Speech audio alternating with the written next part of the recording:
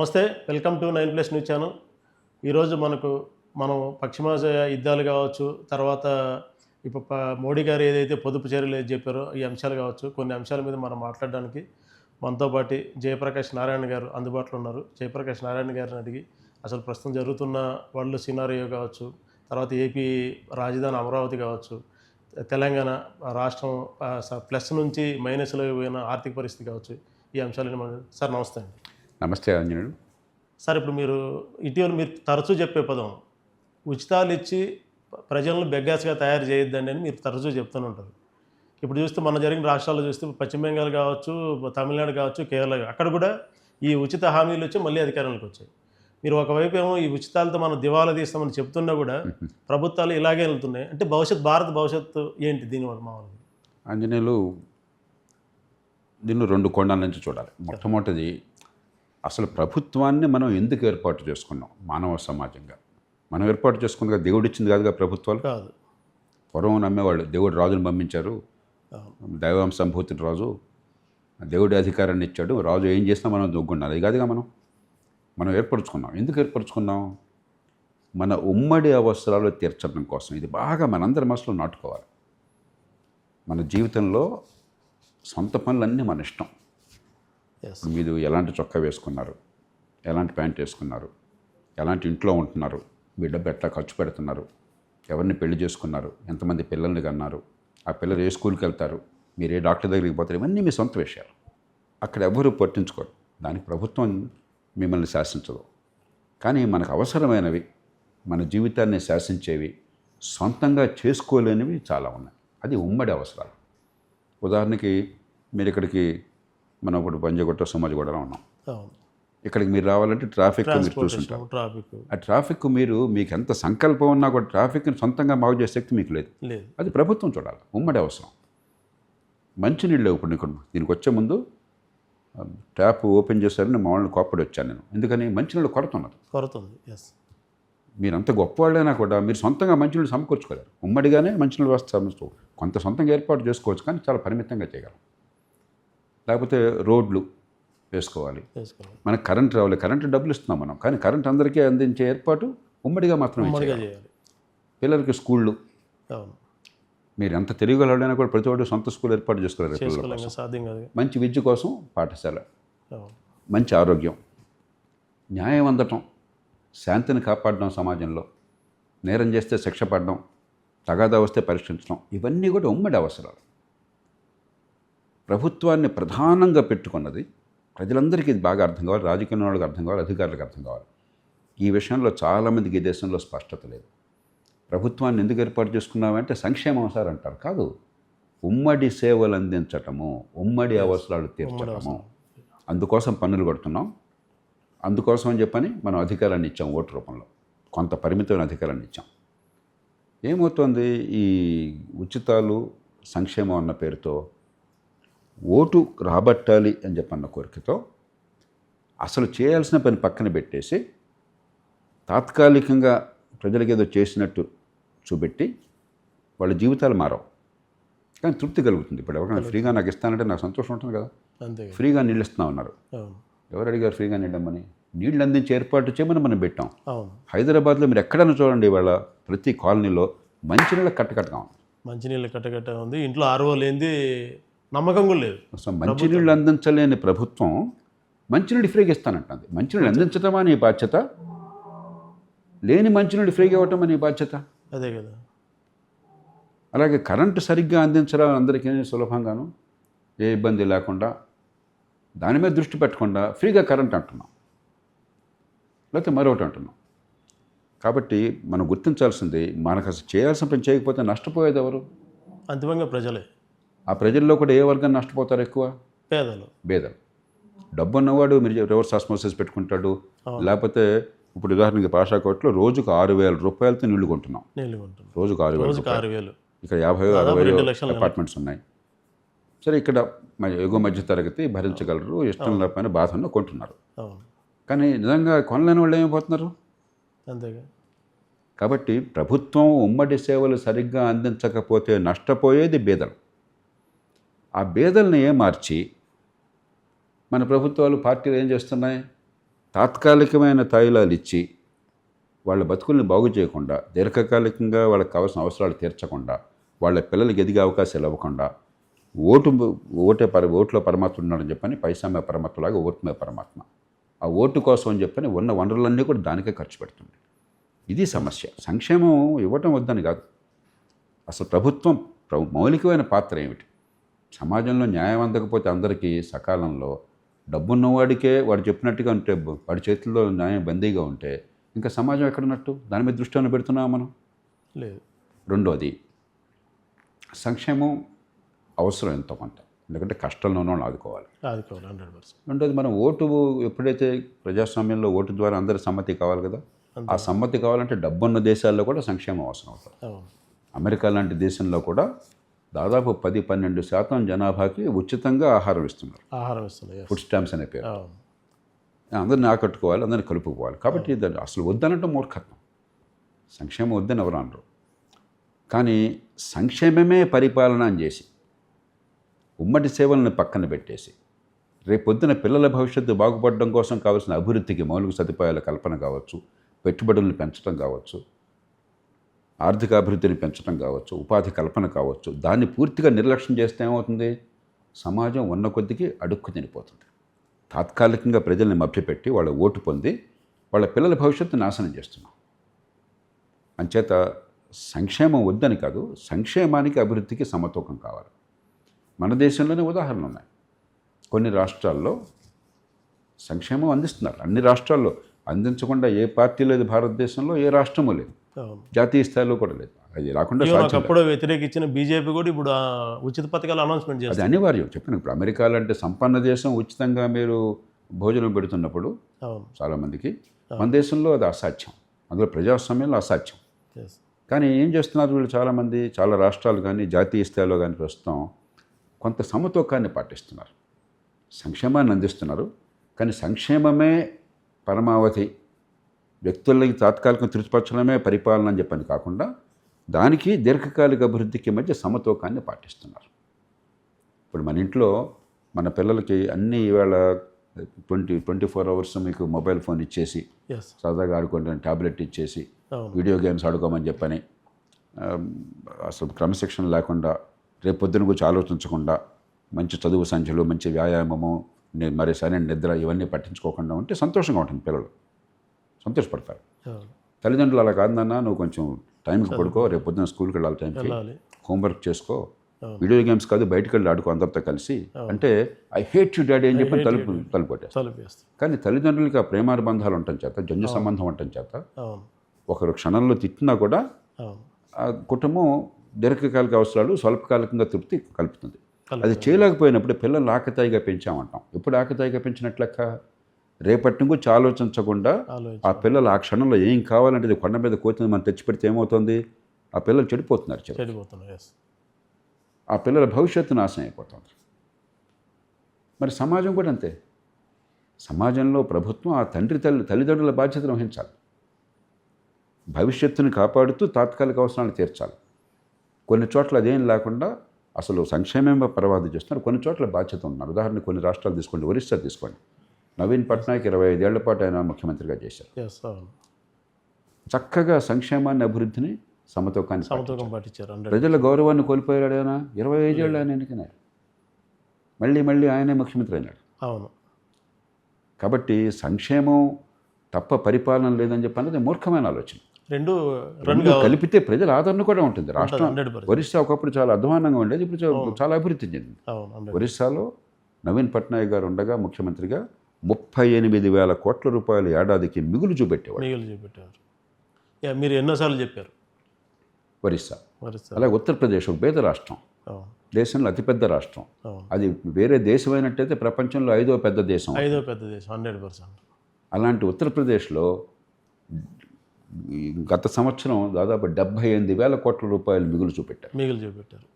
ఉచిత బియ్యం ఇస్తున్నాడు, అన్ని ఇస్తున్నారు. సంక్షేమం ఆయన 2 సార్లు ఎన్నికైనాడు. రేపు పొద్దున అవుతుందో రేపు ప్రజలు తెలుస్తారు. నాకు అనవసరం, మీకు అనవసరం, మనకెందుకది.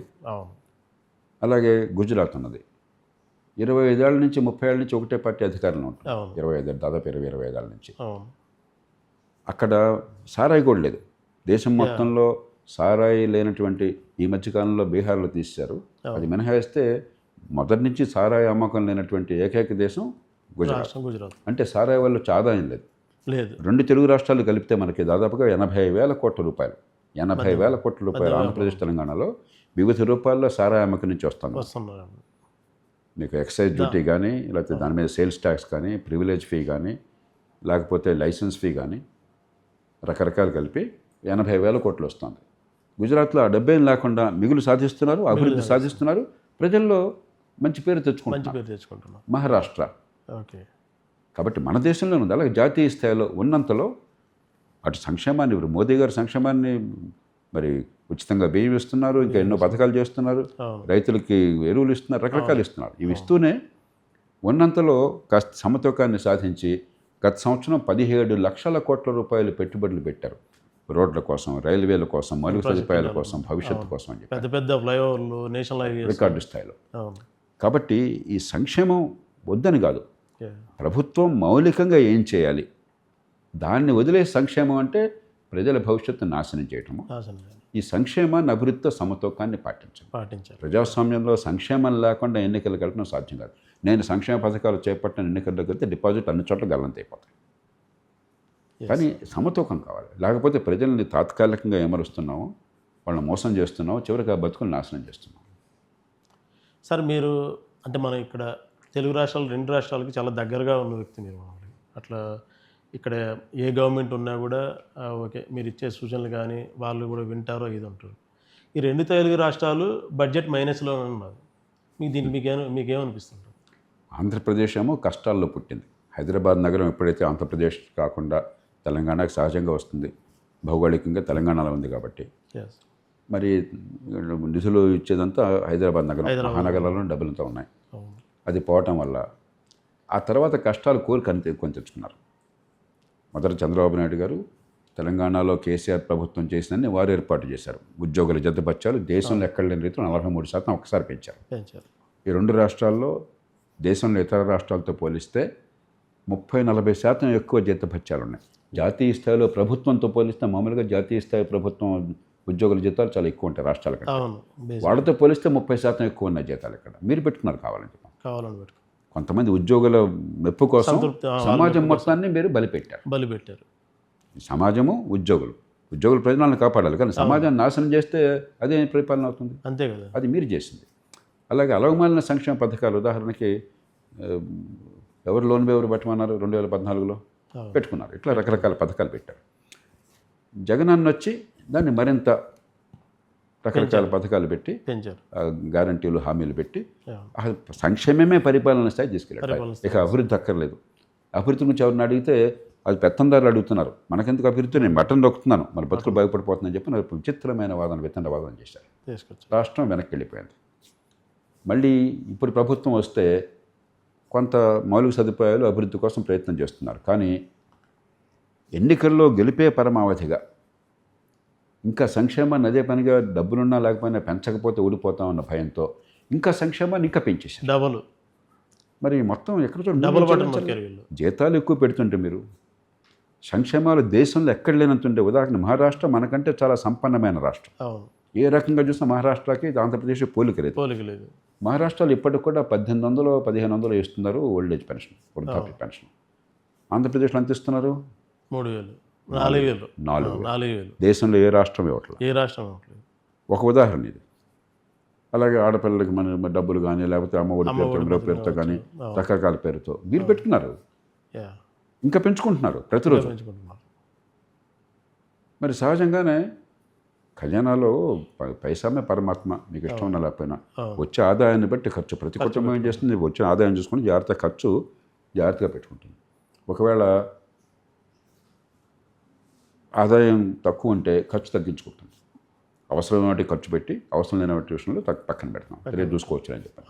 ఉన్నంతలో కాస్త 10 రూపాయలు పొదుపు చేసి దాచిపెడతాం, రేపు పొద్దున్న పిల్లల కోసం పెట్టుబడి పెడతాం. ఇది తల్లిదండ్రులు బాధ్యతతో చేసే పని. అప్పు చేసిన డబ్బు పొరపాటును కూడా రోజువారీ ఖర్చు పెట్టాం.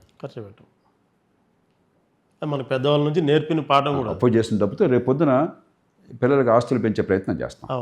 మన ప్రభుత్వాలు అప్పు చేసి పప్పు కూడా తింటామంటే ఏం చేస్తున్నాయి, మన పిల్లల భవిష్యత్తుని నాశనం చేసి ఈవేళ వాళ్ళ పబ్బ గడుపుకుంటుంది. మరి ఖచ్చితంగా సంక్షోభంలో పడతాం. ఖచ్చితంగా. తెలంగాణకి వేరే పరిస్థితి. ఆంధ్రప్రదేశ్కి హైదరాబాద్ పోవటం వల్ల నష్టం అంటే తెలంగాణకి హైదరాబాద్ ఉండటం వల్ల లాభం వచ్చింది. లాభం వచ్చింది. చిన్న రాష్ట్రానికి మహానగరం అండగా ఉండేసరికి ఖర్చు తక్కువ, ఆదాయం ఎక్కువ అయ్యేసరికి బోల్డ్ మిగిలింది. 2014లో ఆంధ్రప్రదేశ్ తెలంగాణ దేశంలో అతి ఎక్కువ మిగులున్న రాష్ట్రం. హైదరాబాద్ ఆదాయం వల్ల మీ ఖర్చుతో పోలిస్తే మీకు వచ్చే ఆదాయం ఎక్కువ.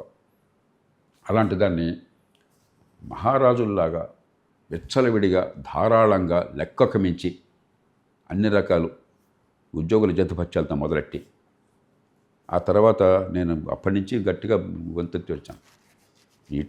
సాగునీటి పథకాలు కావాలయ్యా, కానీ పెట్టే ఖర్చు వచ్చే ఫలితం చూడాలని చెప్పి కాళేశ్వరం, కానీ కాళేశ్వరంలో గొంతెత్తిన వాడు నేను ఒక్కనే.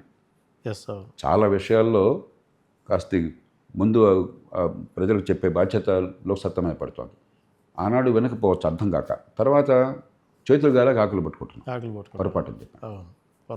సో అలాంటి పథకాలు కావచ్చు, లెక్కకు మించిన సంక్షేమం కావచ్చు.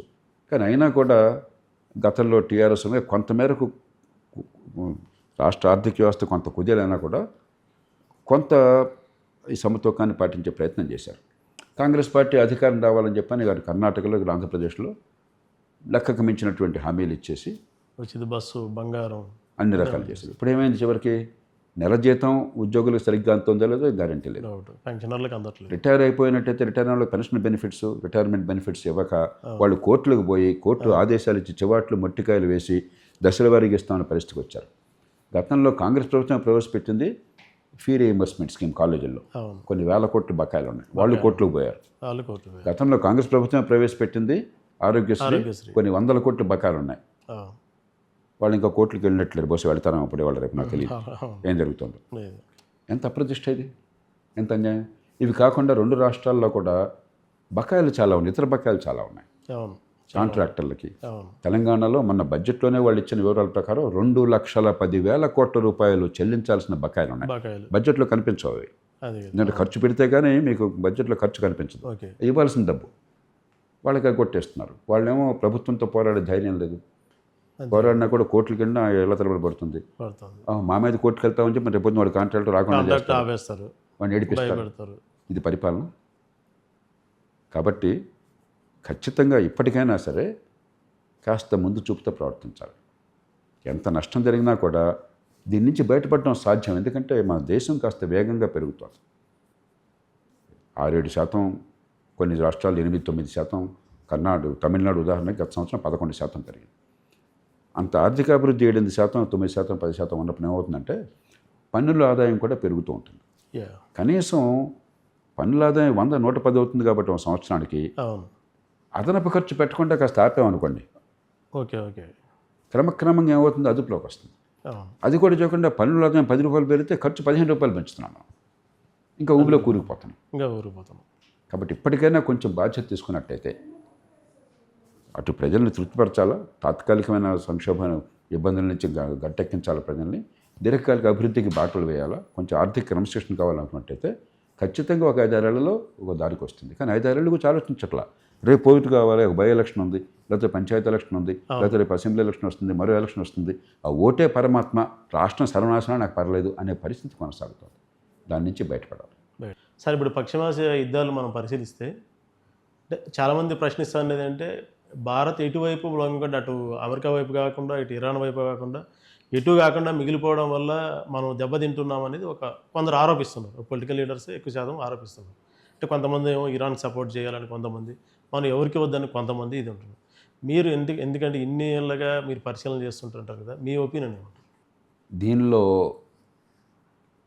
ఎవరో పవిత్రులు కాదు, ఎవరి పక్కన న్యాయం లేదు. ప్రజెంట్ జరిగే యుద్ధంలో కాబట్టి మనం వాటేసుకుని ఒక పక్క ఉండాల్సిన అవసరం లేదు. 2, మనకు కావాల్సిన మన ప్రయోజనాలు. మనం నోటికి వచ్చినట్టు మాట్లాడడమో అరవటం కాదు మనకు కావాల్సింది, మన ప్రయోజనాలు కాపాడుకోవటం. ప్రపంచంలో ఇతర దేశాలు ఒక పక్కన మొగ్గు చూపిన దేశాలకి ఏమైనా లాభం చేకూరట్లా. అందరూ ఇదే కష్టాల్లో ఉన్నారు. ఈ సంక్షోభం ఎవరు కరెక్ట్ కాదని కాదు. ఖచ్చితంగా ఇరాన్లో ఈ మతతత్వవాద నిరంకుశ ప్రభుత్వం ఆ ప్రజల్ని నిర్దాక్షిణ్యంగా అణిచిపారేసింది. తమ ప్రజల్ని పొట్టన పెట్టుకున్నారు. మరి అణుబాంబులు కావాలి, దేశ ప్రజల అభివృద్ధి కాకుండా అని చెప్పని ఒక వితండవాదన చేసి ఇజ్రాయెల్ని అంతం చేయడమే లక్ష్యము అని ప్రపంచంలో ఉగ్రవాదాన్ని అధికారికంగా పెంచి ప్రోత్సహించింది. అమెరికా ఏకపక్షంగా అందరినీ కలుపుపోకుండా దౌర్జన్యంతో పరిష్కారం సాధించే ప్రయత్నం ఒత్తిడి ద్వారా కాకుండా రేపు పర్యవసానం ఏంటని చెప్పి ఆలోచించకుండా దూకుడిగా దిగింది. రెండు దేశాలు కలిసి ప్రపంచం మొత్తానికి సంకటంగా తయారైనాయి. అందరినీ సంక్షోభంలోకి నెట్టేశారు.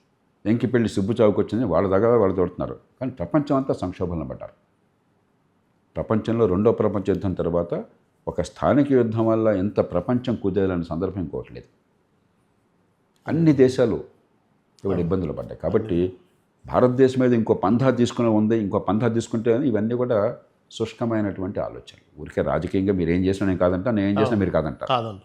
దానికి మన దేశ ప్రయోజనాలకి సంబంధం లేదు. దీని నుంచి మనం నేర్చుకోవాల్సిన ఆయన ఉన్నప్పట్లో ఉడుపుగా వ్యవహరిస్తున్నారు.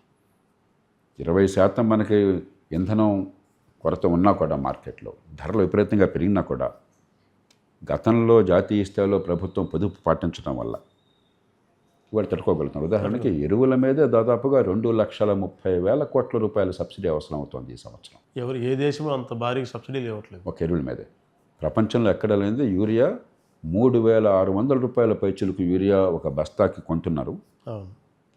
రైతుకి 240 260 రూపాయలకి అంతే.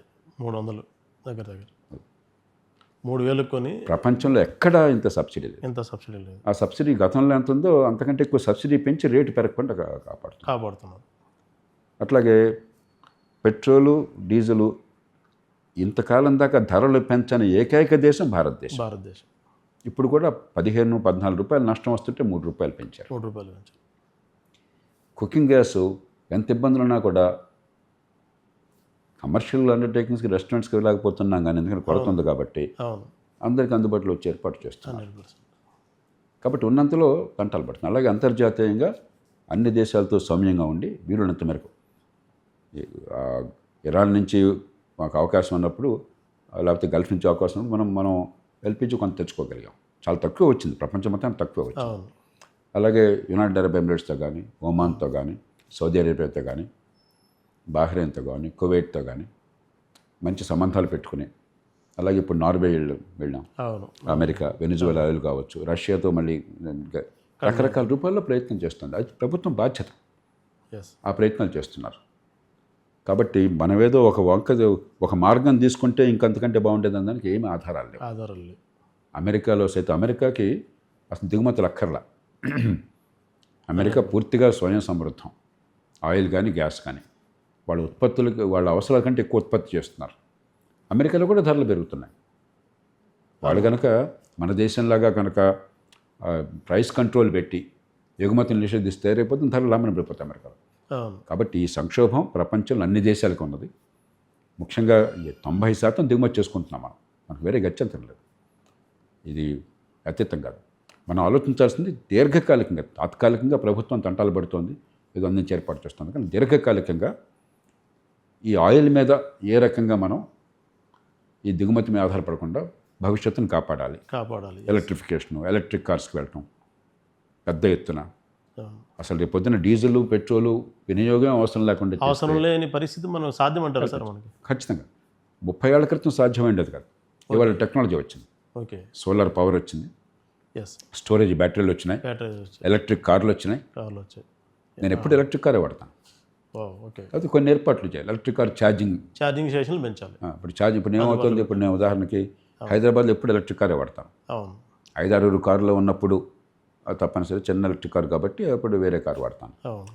దూర ప్రయాణం చేయాల్సి వస్తే నాకు మరి ఛార్జింగ్ సరిగ్గా లేదు కాబట్టి విధిగా నేను డీజిల్ కార్ వాడాల్సి వస్తాను.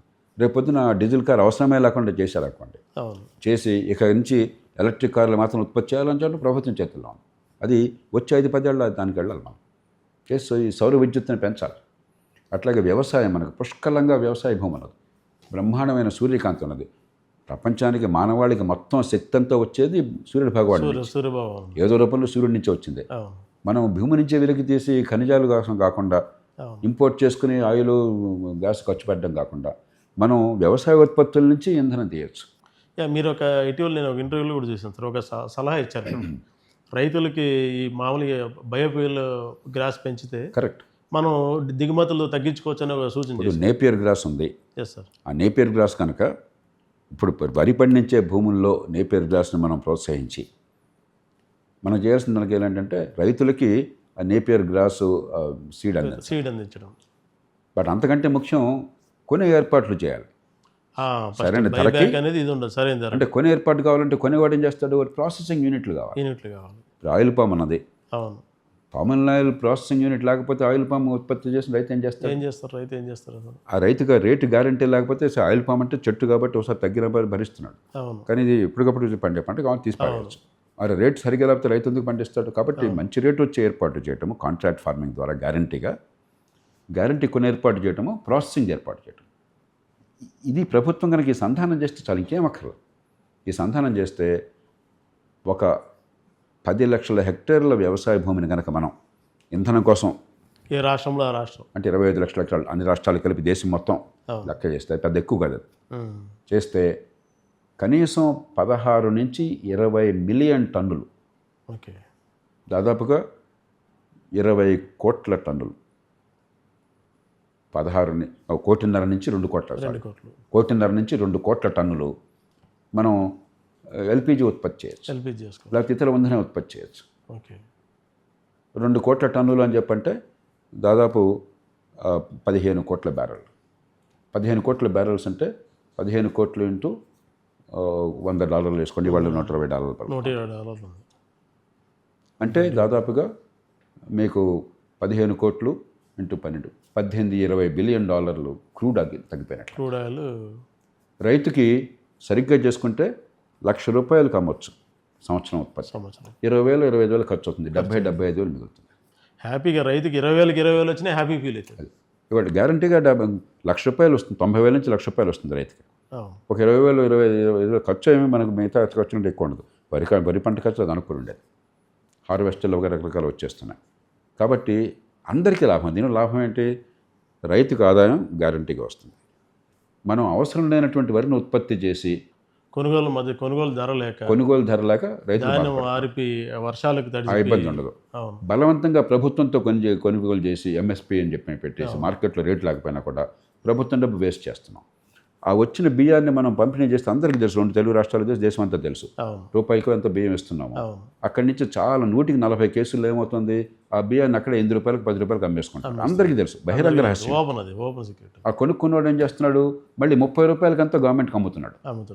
అంటే మన డబ్బు ఇది. గవర్నమెంట్ అంటే నరేంద్ర మోదీ కాదు, రేవంత్ రెడ్డి కాదు, చంద్రబాబు నాయుడు కాదు. అంతే కదా. మన పన్నుల డబ్బు వృధాగా వెళ్ళిపోతుంది, అది బీదలకు వెళ్లకుండా ఎక్కడికో పోతుంది. అది ఉపయోగం లేదు, అవును. ఖజానా ఖాళీ అయిపోతుంది, చేయాల్సిన పనులు చేయలేకపోతున్నాం. అవును. దిగుమతి చేసుకోవాల్సిన అవసరం వస్తుంది. ఇతర దేశాల నుంచి మనం చాలా విలువైనటువంటి దాన్ని వాడి రేట్ అంత పెడితే అంత. ఇప్పుడు ఇలాంటి హార్మోస్ స్టేట్ లాగా అక్కడ ఆటంకం ఏర్పడితే దేశం కుదేలైపోతుంది, ప్రాధాన్యం అయిపోతున్నాం. పొల్యూషన్ ప్రపంచం మొత్తాన్ని దృష్టిలో చూస్తే పొల్యూషన్ పెరుగుతుంది. ఎందుకంటే భూమి నుంచి వెలికి తీసి కాలిస్తే కార్బన్ డైఆక్సైడ్ పొల్యూషన్ పెరుగుతుంది. మనమే ఉత్పత్తి చేసి కాలిస్తే ఉన్నత లాగుతున్నాం, మళ్ళీ విడుదల చేస్తున్నాం. అంతేకాని కొత్తగా మీకు పొల్యూషన్ రాదు. కాబట్టి అన్ని రకాలుగా మంచిదే, కొంచెం శ్రద్ధ పెట్టాలి. కొన్ని రాష్ట్రాలు జాతీయ స్థాయి పొనుకుని ఈ సంధానం చేయాలి. ఎలాగైతే ఆయిల్ పామింగ్ రావడం కోసం చెప్పిన కలిపి ఏర్పాటు చేశారో ఇది ఇంకా చాలా తేలిక, దీర్ఘకాల పంట కాదు.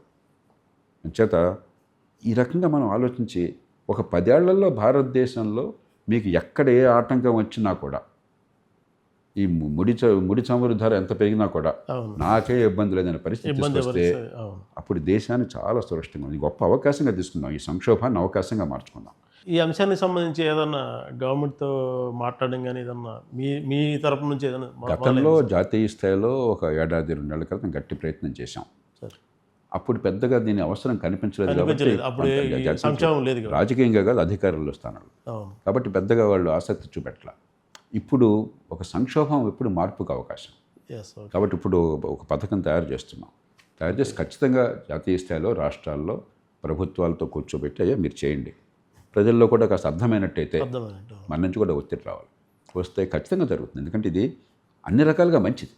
అంతే మీరు అన్నిటి రైతు గిట్టుబాటు ధర అయితే రైతు కూడా పండిస్తాడు, రైతు కూడా హ్యాపీగా. మనకేంటంటే మనకి ఒక సామెత ఉన్నది, మరి మన సొంత ఫలితం రావాలి, అవును, సమాజానికి లాభం జరగాలి. కాబట్టి నాకు లాభం అండి, మందికి లాభం అంటే అంతకంటే కావాల్సిందే ఉంది. అంతకంటే కావాల్సింది ఇది చాలా అరుదైన అంశం. మనందరికీ రైతులకి బోళ్ళంత లాభం, సమాజానికి బోళ్ళంత లాభం, స్వామి కార్యం స్వకార్యం ప్రకారం రెండు పూర్తి. రెండు నెలలు. కాబట్టి అలాంటి వాటిని వెంటనే అందుకోవాలి. అందులో సంక్షోభం వచ్చినప్పుడు ఊరికి అయ్యో ఏమైపోయిందని వాళ్ళని కూడా తిట్టిపోవడం చాలా తేలిక. వాడిని ఎవరిని ఎవరు తిట్టుకున్నా కూడా ఆయిల్ ధరలు తగ్గేది లేదు, ఈ కొరత ఆగేది లేదు. యుద్ధం ఆగితే తప్ప. యుద్ధం ఆగినా కూడా వెంటనే ఆగిపోదు. అవును, ఒక 5-6 నెలలు పడుతుంది మళ్ళీ సప్లై పునరుద్ధరించడానికి. రేపు పొద్దున మళ్ళీ ఎక్కడో చోట ఈ అనుభవం ఉంది కాబట్టి ఇలా జరగడానికి గ్యారెంటీ లేదు. గ్యారెంటీ లేదు. కాబట్టి భవిష్యత్తు గురించి ఆలోచించి పకడ్బందీగా వ్యవహారం చేస్తే, చైనా ఉదాహరణకి గత 15-20 ఏళ్లలో విపరీతంగా సౌర విద్యుత్తుని ఉత్పత్తి బాగా అసలు టాప్ లెవెల్. ఎలక్ట్రిక్ కార్లు రేపు పొద్దున కావాలంటే అవును. చైనా ఈవేళ పెట్రోల్ డీజిల్ వెహికల్స్ బ్యాన్ చేసేసామని చెప్పిన శక్తి అటు చేశారు. శక్తి వాళ్ళకు ఉంది.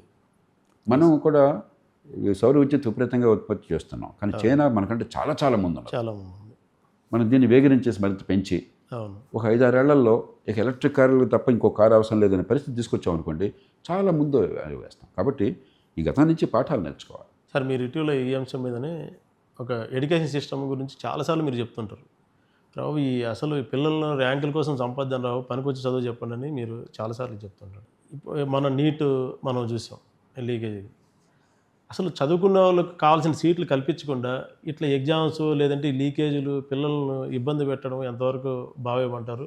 తర్వాత ఎడ్యుకేషన్లో మీరు కోరుకున్న రిఫార్మ్స్ ఏమన్నా కనిపిస్తున్నాయంటారా? మంచి ప్రశ్న అంజలు. నేను రోజు ఎందుకు మాట్లాడుతున్నానంటే, ఈ దేశంలో పేదరికం పోవాలి అంటే ఏ కుటుంబంలో పుట్టినా కూడా, ఏ కులమైనా కూడా పిల్లలకి తెలివితేటలు ఉన్నాయి. 100%. డబ్బున్న వాళ్ళకే తెలివితేటలు లేవు. డబ్బున్న కుటుంబాల కంటే పేదల పిల్లలు మరింత కష్టపడడానికి సిద్ధంగా ఉంటుంది. ఎందుకంటే కసి ఉంటుంది అవును, ఆ తల్లిదండ్రులకు కానీ కుటుంబాలకు కానీ. మేము పెరగాల, మేము రేపు పొద్దున విజయం సాధించాలి జీవితంలో, అవును, ఆదాయం పొందాలని నిజాయితీగా ఆ కసి ఉంటుంది, సహజం అది. కానీ చదువు అంత అట్లా. డబ్బు ఖర్చు పెడుతున్నాం, లక్షల కోట్లు ఖర్చు పెడుతున్నాం చదువు కోసం అని ఈ పిల్లల పేరుతో, కానీ అంతా వృధా అయిపోతాం. 180 మందికి ఏమీ రావట్లేదు. పాస్ మార్కులు మళ్ళీ 95% పాస్ అవుతున్నారు, 98% పాస్ అవుతున్నారు. 96%. మార్కులు 99% మార్కులు వస్తున్నాయి. అవును, ఇంటర్మీడియట్లో అసలు మనం ఊహించిన మార్కులు చూపెడుతున్నాం. ఎన్ని కాగితం లేదంటే. డిగ్రీ చదివిన తర్వాత కూడా ఉపయోగం లేకుండా పోతుంది. డిగ్రీ చెత్త కాగితంలాగా ఉంది. చెత్తకాయదంలో. ఇంజనీరింగ్ ఉందనుకోండి, దేశంలో 15 లక్షల మంది ఇంజనీర్లు అవుతున్నారు ఏడాదికి. 180 మంది ఆ ఇంజనీరింగ్ కాగితం వల్ల ఏం ఉపయోగం లేదు, వాళ్ళకి ఏం తెలియదు. వాడు తప్పు కాదు, అవును, పునాదులు లేవు, డిగ్రీలు తప్ప ఇంకోటి ఉత్పత్తి కాకుండా ఉన్నది, బుర్ర వికసించటం లేదు, సమాజానికి పనికి రావట్లేదు. కాబట్టి పనికి రాకుండా పోతున్నారు. కాబట్టి మీరు ఇందాక అన్నారు, సీట్లు పెంచడం కాదు సమస్య. ఉన్నత విద్యలో సీట్లు పుష్కలంగా ఉన్నాయి, కానీ మన పోటీ అంతా కూడా ఈ సీట్ల కోసం, 15 లక్షల సీట్ల కోసం పోటీ లేదు. ఓ 10-20 వేల సీట్ల కోసం పోటీ ఉంది. పోటీ ఉంటాం. ఈ దేశం మొత్తం చూస్తే 70-80 వేలు ఉంటాయి. అవును, కాస్త మంచి ఇంజనీరింగ్ కాలేజీలు, ఐఐటీలు, ఎన్ఐటీలు, అవును, ప్రైవేట్ విద్యాలయాలు కూడా కాస్త మంచి కాలేజీలు, అవును, గవర్నమెంట్ దానిలో కూడా కొన్ని యూనివర్సిటీ కాలేజీలు కొన్ని ఉన్నాయి. అక్కడ చేరడం కోసం ఆతృత. అలాగే మెడిసిన్లో ఏడాదికి 1,20,000 మందిని చేరుస్తున్నాం. ఆ సీట్లు అంతకంటే ఎక్కువ అక్కర్లా, ఎక్కువ. ఉన్నది చాలా ఎక్కువ, ఇప్పటికీ చాలా ఎక్కువ పెట్టేశాం. ఓకే. ఈ 1,20,000లో చాలా కొద్ది చోట్ల మాత్రమే మంచి ప్రమాణాల శిక్షణ వస్తుంది. సెక్షన్ వస్తుంది. లేకపోతే ఏమవుతుంది, ఎంబీబీఎస్ చదివిన తర్వాత కూడా ఇంత కష్టపడి మళ్ళీ పోస్ట్ గ్రాడ్యుయేషన్ మళ్ళీ ఇంత తంటాలు పడాలి. అది చేసిన తర్వాత కూడా ధైర్యంగా చేయలేకపోతున్నారు. ఎక్కడో డాక్టర్ దగ్గర హాస్పిటల్లో 3-4 ఏళ్ళు అప్రెంటిస్ వచ్చి అప్పుడు కొంచెం నైపుణ్యం వస్తుంది. కాబట్టి ఉన్నత విద్యలో ప్రమాణాలు పెంచాలి, నైపుణ్యం రావాలి. పాఠశాల విద్యలో ఈ ఫౌండేషన్లు పెంచాలి, పునాదులు బాగుపడాలి. ఈ పునాదులు గట్టిపడకుండా మీరు కాలేజీకి వెళ్తే అసలు ఏమీ తెలియకుండా మీరు ఏం నేర్చుకుంటారు? ఇప్పుడు పునాది లేకుండా బిల్డింగ్లు అట్లా ఎన్ని కట్టేసారనుకుంటే కూలిపోతుంది. మనకు అదే జరుగుతుంది. పునాదులు లేని విద్య అవడం చేత 80% మందికి విద్య కూలిపోతుంది. కాగితం మీద బిల్డింగ్ కనిపిస్తుంది, బిల్డింగ్ కూలిపోతుంది. చదువు ఏం అందకుండా ఏం చేయాలో తెలియక అక్కడి నుంచి పాలిటీషియన్స్ ఏం చేస్తున్నారు, బిడ్డ గవర్నమెంట్ ఉద్యోగాలు ఉన్నాయి, నీకు జాబ్ క్యాలెండర్, మెగా డిఎస్సి, ఇన్ని వేల మంది పెట్టుకుంటాం. తల్లకిందులుగా తపస్సు చేసినా కూడా సమాజంలో 197 ఉద్యోగాలు వచ్చేది మార్కెట్ నుంచి. 100%. ఇప్పుడు మేము కూర్చున్న సోఫా కావచ్చు, వేసుకున్న బట్టలు కావచ్చు, ఈ మైక్ కావచ్చు, లేకపోతే ఈ వాల్స్ కావచ్చు, లేకపోతే ఈ ప్యానల్స్ కావచ్చు, అందరూ ప్రభుత్వం ఏమైనా చేసింది. మరి ఉత్పత్తి ఒక చోట జరిగితే ఉపాధి ఇంకో చోట ఎట్లా వస్తుంది? ఎట్లా సాధ్యమైంది? ఎక్కడ ఉత్పత్తి ఉందో అక్కడ ఉపాధి వస్తుంది. తీరిగ్గా కాలమే కాలేసి గవర్నమెంట్లో కూర్చొని లంచాలు మింగటము, ప్రజల్ని వేధించడమో, ఎవరితో మాట్లాడుతున్నా తెలుసా అంటామో అది ఉపాధి అవుతుందా? అది ఉపాధి. 100కి 2 దానికోసం 1000 ఒక్క పోస్టుకి 1000 మంది పోటీ పడుతున్నారు. వీళ్ళు ఆశలు కల్పిస్తున్నారు 1000 మందికి మీకు అది వచ్చేస్తాయని. అది భ్రమల అబద్ధం, అందరికీ తెలుసు. దీనికి పెద్ద తెలివితేటలు అక్కర్లా. అవును. మీకు ఎంతమంది పోటీ పడ్డా ఉన్న పోస్టుల కొద్దే. 100, 10 మరి మిగతా వాళ్ళంతా ఏమైపోతారు? మిగతా 999 మంది ఏమైపోతారు? ఏమైపోతారు? దాని గురించి మనం ఆలోచించట్లేదు. వాళ్ళకి ఆశలు పెట్టి వాళ్ళ జీవితం హరించేస్తున్నాం. 5 ఏళ్ళు 10 ఏళ్ళు ఒక ఉద్యమంలా కూర్చుంటున్నాడు అక్కడ. దానికి కోచింగ్ ఇన్స్టిట్యూషన్స్, వాళ్ళకి కోట్ల రూపాయలు ఖర్చు.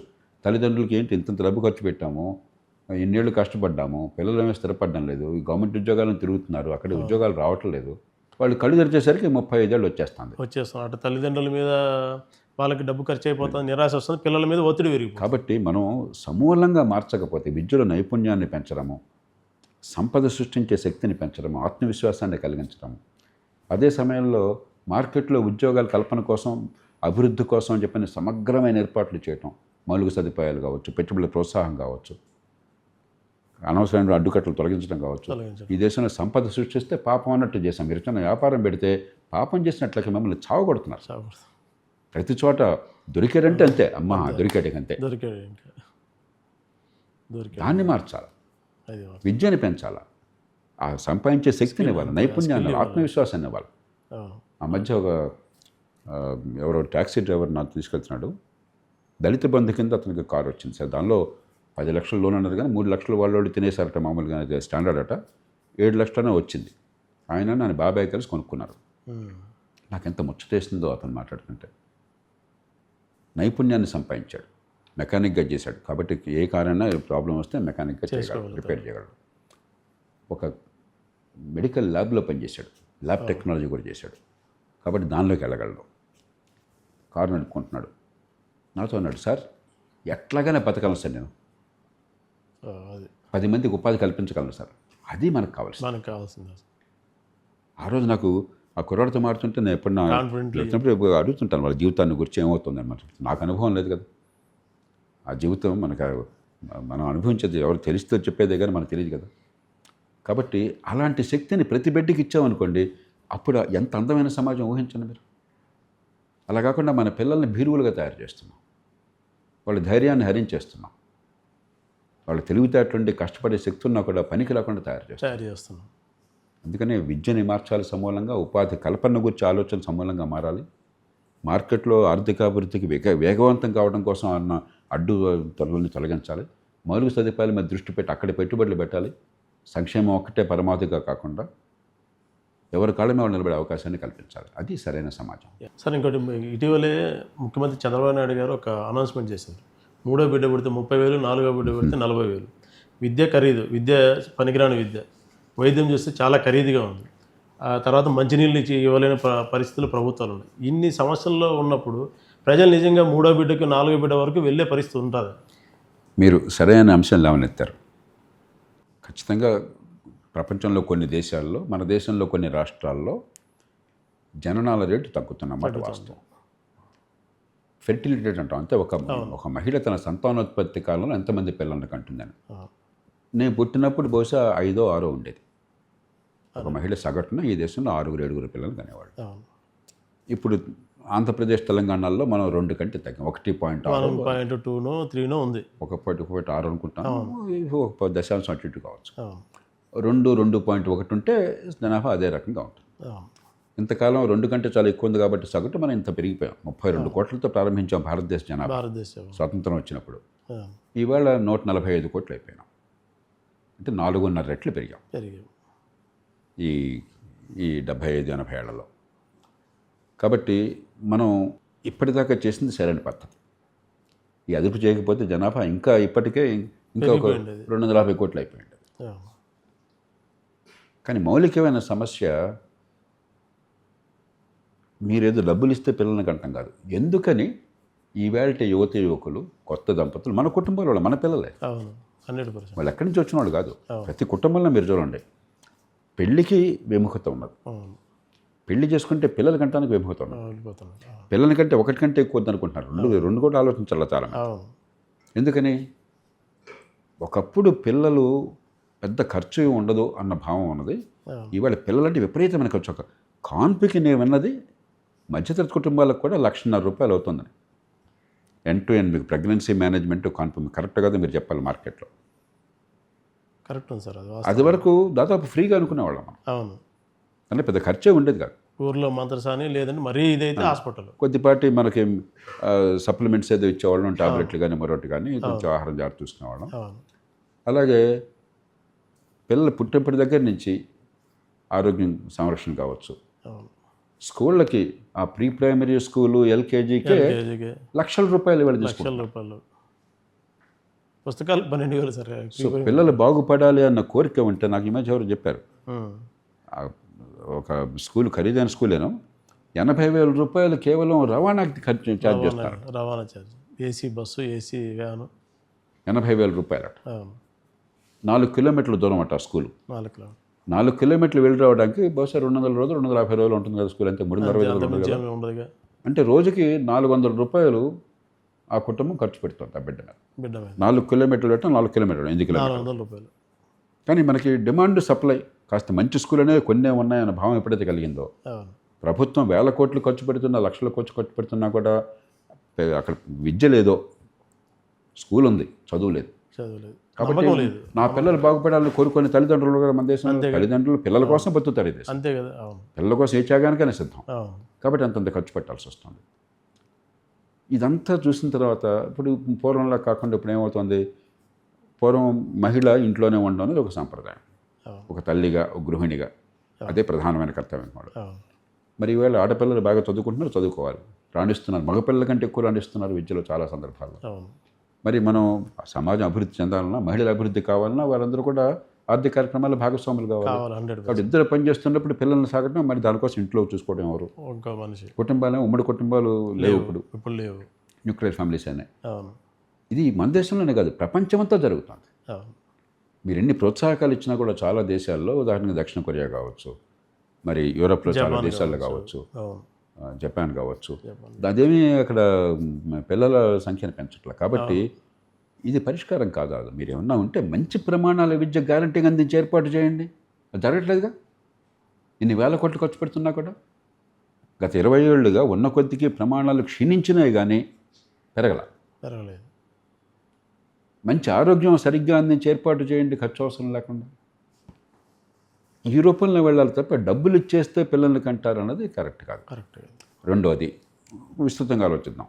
కొన్ని రాష్ట్రాల్లో, కొన్ని ప్రాంతాల్లో జననాల రేటు తగ్గినా కూడా కొన్ని రాష్ట్రాలు ఇప్పటికి జననాల రేటు విశిష్టంగా ఉంది. ఇప్పుడు మనలాంటి రాష్ట్రాల్లో కూడా, తెలుగు రాష్ట్రాల్లో కూడా జననాల రేటు ఎక్కువ లేకపోయినా కూడా యువత అందరూ పూర్తిగా ఉపాధితో ఉన్నారండి. వాళ్ళ అవసరాలని వాళ్ళకి అసలు ఏ రకమైన ఇబ్బంది లేదండి. మనకు యువత కొరవయ్యారనుకుంటే అదే పరిస్థితి. ఉన్న వాళ్ళకి ఉద్యోగాలు ఇప్పించలేకపోతున్నారు, ఉన్న వాళ్ళకి ఉపాధి కల్పించలేకపోతున్నారు, ఉన్న వాళ్ళకి నైపుణ్యాన్ని ఇవ్వలేకపోతున్నారు, వాళ్ళకి తగిన ఉపాధి కోసం ఆర్థిక వ్యవస్థ పెంచలేకపోతున్నారు. ఇంకా జనాభా పెంచమంటున్నారు. ఉన్నవాడికి ఉపాధి లేదు బాబు అంటే ఇంకో జనాభా తీసుకుంటారు. దీని గురించి దక్షిణ కొరియా మరో దేశం ఆలోచిస్తుంది, జపాన్ లాంటి దేశాలు ఆలోచిస్తున్నాయని చెప్పంటే, ఉన్న వాళ్ళందరికీ మంచి ప్రమాణాల ఉపాధి, మంచి నైపుణ్యము, సమాజంలో ఉత్పత్తి చేసే శక్తి, ఉత్పాదకత అన్నీ వచ్చేసినాయి. కాబట్టి మాకు మంది ఎక్కడ అంటున్నారు. చైనా కూడా అదే సమస్య ఉంది. మాకు మనుషులు కావాలి, పనిచేసే వాళ్ళ సంఖ్య తగ్గిపోతుంది అంటున్నారు. మన సమస్య అది కాదు, ఉన్నవాళ్ళని ఉపయోగించుకోలేకపోతున్నాం. ఉన్నవాళ్ళని ఉపయోగించుకోవటం మీద దృష్టి పెట్టాలా ముందు. ఉన్నవాళ్ళని ఉపయోగించుకోకుండా కొత్తగా ఇంకా మనుషులను ఉత్పత్తి చేయాలని దృష్టి పెట్టాలా? కొంచెం ఇంగిత జ్ఞానంతో ఆలోచిద్దాం, ప్రాక్టికల్గా ఆలోచిద్దాం. మూడోది, దేశంలో కొన్ని ప్రాంతాల్లో మరింత పేదరికం ఉంది. బీహార్, తూర్పు భారతంలో, ఈశాన్య భారతంలో ఉన్న రాష్ట్రాలు. హైదరాబాద్లో ఎన్ని లక్షల మంది పనిచేస్తున్నారు నిర్మాణ రంగంలో, హాస్పిటాలిటీ రంగంలో, హోటల్స్, రెస్టారెంట్స్లో, హాస్పిటల్స్ రంగంలో. లక్షల మంది ఈవేళ దేశంలో వివిధ ప్రాంతాల నుంచి, ముఖ్యంగా బాగా మనకంటే కాస్త వెనక ఉన్నారు, ఆర్థికంగా అవకాశాలు తక్కువ ఉన్నారని చూస్తున్నారు. అలా ఉన్నంతకాలం ఈ దేశంలో ఏ పౌరుడైనా ఎక్కడైనా నివసించవచ్చు. కాబట్టి మనకు కొరత లేదు, మనుషులు కొరత లేదు. కాబట్టి ఆ మైగ్రేషన్ని మీరు మరింత సులభం చేయండి, వాళ్ళని గౌరవించండి, వాళ్ళకి పూర్తి హక్కులు కల్పించండి. అలా దీర్ఘకాలికంగా ఆలోచించాలి. కానీ ఇది చాలా నీజర్క్ రెస్పాన్స్ అంటాం, అంటే ఏదో తాత్కాలికమైనటువంటి రెస్పాన్స్ తప్ప దీనిలో పెద్ద ఫలితం ఉండదు. ఇది కాదు సరైన మార్గం. అమరావతి 20 years అని చెప్తున్నారు సార్. మీరు దాంట్లో ఇంకోటి గ్రీన్ఫీల్డ్ సిటీస్ ఒకటి ప్రతిపాదన చేశారు. నిజంగా గ్రీన్ఫీల్డ్ సిటీ కాన్సెప్ట్లో ఇప్పుడు అమరావతి వెళ్తుందని మీరు భావిస్తున్నారు? ఉద్దేశం అదే కదా. ఇప్పుడు ఒట్టి రాజధాని కోసం అయితే మీరు అసెంబ్లీ బిల్డింగ్ కట్టండి, మీరు సెక్రటరీ బిల్డింగ్ కట్టండి, హైకోర్టు బిల్డింగ్ కట్టండి, వాళ్ళకి వస్తు ఏర్పాటు చేయండి, అంతే కదా. అందుకనే అక్కర్లా. అవును. ఇంత తతంగం, ఇన్ని వేల ఎకరాలు ప్రజల నుంచి రావటం, ఇన్ని విద్యా సంస్థలు రావటం, ఇన్ని రకాలైనటువంటి ఆర్థికంగా పెరగడం కోసం ఏర్పాటు చేయడం ఉద్దేశం ఏంటి? ఆ పదం వాటిలో అంత రాజధాని అని చెప్పని వేల మీదుగా ఆ మాట మాట్లాడుతున్నాం. అవును. చంద్రబాబు నాయుడు గారు సంకల్పించిందే గ్రీన్ఫీల్డ్ సిటీగా. హైదరాబాద్ తీసుకోండి, ఇప్పుడు ఫైనాన్షియల్ డిస్ట్రిక్ట్ అంటున్నాం, జిహెచ్ఎంసీ అంటున్నాం, హైటెక్ సిటీ అంటున్నాం, ఇవన్నీ హైదరాబాద్ అన్న పేరు వాడుతున్నాం, కానీ ఇవన్నీ తొలితో ఉన్న హైదరాబాద్ కాదు. అంతే కదా. కొన్ని 10,000 ఎకరాల భూమి అపారంగా హైదరాబాద్ చుట్టుపక్కల ఉంది కాబట్టి, సులభంగా అందుబాటులో ఉంది కాబట్టి, హైటెక్ సిటీతో ప్రారంభించి మనం రకరకాలైనటువంటి ఏర్పాట్లు చేసుకుని మలుగు సదుపాయాలు కల్పించి ఒక గ్రీన్ఫీల్డ్ సిటీ ఏర్పాటు చేస్తాం. అప్పుడు అందుకనే మీరు ఇప్పుడు హైదరాబాద్ నడిబొడ్డున ఉన్నారు. ఇక్కడ మనం ఉన్నది ఇది ఒకప్పుడు ఎంసీహెచ్కి నడిబొడ్డు. ఇది అవును. ఇక్కడ పెద్దగా మీకు తేడా కనిపించదు. అవును. పూర్వానికి ఇప్పటికీ పెద్ద తేడా ఉండదు. ఏదో కొన్ని బిల్డింగ్స్ అలంకారంగా బాగా ఉండొచ్చు, కొన్ని షాపులు కొద్దిగా ఉండొచ్చు. అవును. కానీ మీరు కనుక ఈ హైటెక్ సిటీకో లేకపోతే ఫైనాన్షియల్ డిస్ట్రిక్ట్కో మరో చోటకో వెళితే మీరు ఈ దేశంలో ఉన్నారో, ఓ టోక్యోలో ఉన్నారో, షికాగోలో ఉన్నారో, న్యూయార్క్లో ఉన్నారో, షాంఘైలో ఉన్నారో మీకు తెలియదు. అవును. గ్రీన్ఫీల్డ్ సిటీ ఆధునిక యుగంలో ప్రపంచ స్థాయి పెట్టుబడులు రావాలన్నా, ప్రపంచ స్థాయి మేధాశక్తిని ఆకర్షించాలన్నా, ఆ టాలెంట్ని ఆకర్షించాలన్నా, ఆర్థిక అభివృద్ధి కోసం అని చెప్పని గ్రీన్ఫీల్డ్ సిటీస్ అవసరం. ఆ గ్రీన్ఫీల్డ్ సిటీస్ ఉన్నటువంటి రాష్ట్రాలు మరింత ముందంజలో ఉంటాయి. ఏ రాష్ట్రమైనా చూడండి, గ్రీన్ఫీల్డ్ సిటీస్ మంచి మంచి మహానగరం ఉన్న చోట్ల బ్రహ్మాండంగా ముందుకెళ్తున్నాయి. హైదరాబాద్ ప్రధానంగా ఒకప్పుడు మనం చెన్నై కంటే, బెంగళూరు కంటే, చాలా నగరాల కంటే చాలా తక్కువ ఉండేవాళ్ళం. ఎప్పుడైతే గ్రీన్ఫీల్డ్ సిటీ బాగా అభివృద్ధి జరిగిందో అక్కడ అన్ని పార్టీలు, చంద్రబాబు నాయుడు గారి ఆధ్వర్యంలో టీడీపీ కావచ్చు, రాజశేఖర రెడ్డి గారి ఆధ్వర్యంలో కాంగ్రెస్ పార్టీ కావచ్చు, కేసీఆర్ ఆధ్వర్యంలో టీఆర్ఎస్ కావచ్చు, ఖచ్చితంగా అక్కడ ఉన్న అభివృద్ధిని చేపట్టారు, కొనసాగించారు. ఒకళ్ళు విమర్శించుకోవచ్చు, ఇంకోటి చేయొచ్చు, కొనసాగించారు. దాని పర్యవసానం అంటే ఏమైంది? ఇప్పుడు హైదరాబాద్ చెన్నై కంటే పెరిగిపోయింది అన్ని రకాలుగా కూడా. బెంగళూరు మనకంటే ముందండి, బెంగళూరు మనకంటే ఎక్కువ అవకాశాలు ఉన్న నగరం. ముఖ్యంగా ప్రకృతి చాలా కరుణించింది, అవకాశాల నగరం. అయినా కూడా బెంగళూరుతో పోటే కొన్ని రంగాల్లో ఉన్నది మనకి. అంచేత గ్రీన్ఫీల్డ్ సిటీ ఖచ్చితంగా అవసరం. రాజధాని కాదు, రాజధాని పెద్ద నిర్ణయం జరిగింది, పెట్టారు అక్కడంతా. కానీ మనం అనుకుంటుంది గ్రీన్ఫీల్డ్ సిటీ గురించి, మాట్లాడుతున్న భాష రాజధాని అని చెప్పి. రాజధాని అండి. సార్, ఇప్పుడు వన్ డే సీఎం కాన్సెప్ట్ అనేది ఇప్పుడు కొత్త జనరేషన్లో ఇది వచ్చేస్తుంది. తర్వాత విపరీతమైన క్రేజ్ నాయకుడి పట్ల కావచ్చు, స్టార్స్ పట్ల కావచ్చు. నేపాల్లో చూసుకుంటే ఒక్కసారిగా బాలన్ షా వచ్చేసారు. ఎంత ఫాస్ట్గా వచ్చాడో ఆయన మీద వ్యతిరేకత కూడా అంత ఫాస్ట్గా కూడా స్టార్ట్ అయిపోయింది. వచ్చింది అప్పుడు నేను గమనించలేదు ఈ మధ్య. అవును, మళ్ళీ వ్యతిరేకత కూడా స్టార్ట్ అయిపోయింది. మీరు ఒక మాట అన్నారు, తమిళనాడులో విజయ్ గెలుపు, అది గెలుపు కాదు, అది మంచిది కాదు, ప్రజాస్వామ్యాన్ని మంచిది కాదు అంటలా. దానిలో ఒకటి చాలా పాజిటివ్ ఉన్నది. తమిళనాడు లాంటి దేశంలో అన్ని రాష్ట్రాల్లోకి పరిపాలన ఉన్నంతలో బాగున్నది తమిళనాడు. డిఎంకే ఉన్నా, ఏడిఎంకే ఉన్నా, ఉన్నంతలో అక్కడ అవినీతి ఉన్నది, ఎన్నికల్లో ఖర్చు ఉన్నది, మిగతా తప్పులన్నీ ఉన్నాయి. అయినా కూడా అభివృద్ధి జరిగింది. మానవ అభివృద్ధి కావచ్చు, ఆర్థిక అభివృద్ధి కావచ్చు. దానిలో ఏమాత్రం ఏ రకంగా లెక్కలు చూసినా మీకు అర్థమవుతుంది. అక్కడ కూడా ప్రజల్లో ఎంత మార్పు కోసం ఆసక్తి వచ్చిందంటే చాలా పాజిటివ్. అది అంటే ఈ దేశంలో బహుశా మౌలికమైన మార్పుకి ఒక రథం కదులుతుందేమో, చూడాలి. కానీ దానిలో ప్రమాద సూచిక ఆ ఎన్నిక కాదు తప్పు, ఎన్నిక వెనకాల ప్రజల్లో ఉన్నటువంటి ఆర్తి. అర్జెంటుగా వన్ డే సీఎం లాగా ఫలితాలు కావాలి, రేపటి లోపల అంత పరిస్థితులు మారిపోవాలని ఒక మిరకిల్స్ ఆశిస్తుంటే అది ప్రమాదం. అది ఏది అన్నది నేను చెప్పలేకపోతున్నాను. ఎందుకంటే తమిళనాడు చాలామంది అడిగితే వాళ్ళు చెప్పలేకపోతున్నారు, వాళ్ళు ఎవరో కూడా ఊహించలే ఇలా జరుగుతుందని చెప్పారు. కాబట్టి ఎందుకని ప్రజలు ఎంత పెద్ద ఎత్తున ఈ రకంగా ఓటు వేశారన్నది చెట్లు. కాబట్టి ప్రభుత్వం చేసే పనులు, ప్రజలకు కలిగిపోయేటువంటి శక్తి, ప్రజల్లో కాస్త దూరదృష్టి, ఇది అర్జెంటుగా మిరకిల్స్ రావాలని కోరిక. సినిమాల్లో అయితే మిరకిల్స్ జరుగుతాయి, నిజ జీవితంలో మిరకిల్స్ జరగవు. 5, 10, 20 ఏళ్ళు, 25 ఏళ్ళు ఒక తరం కాలం కష్టపడితే అభివృద్ధి. ఇప్పుడు ఇవాళ ఈ స్థాయిలో ఇప్పుడు కొన్ని రాష్ట్రాలు, కొన్ని నగరాలు ఉన్నాయంటే హైదరాబాద్ నగరం ఉన్నది ఒకరోజు వచ్చింది. అది 1995లో 96లో నేను హైటెక్ సిటీకి అప్పుడు ఎల్ఎన్టీని తీసుకొచ్చి మొట్టమొదటి భూమిని కేటాయించాను. ఆనాడు మేము ఆశపడ్డాం ఇలా జరిగితే బాగుండని. ఆశ నెరవేరడానికి 30 ఏళ్ళు పట్టింది. ఇది 3 రోజులు జరిగిపోతుందంటే భ్రమ. భ్రమ.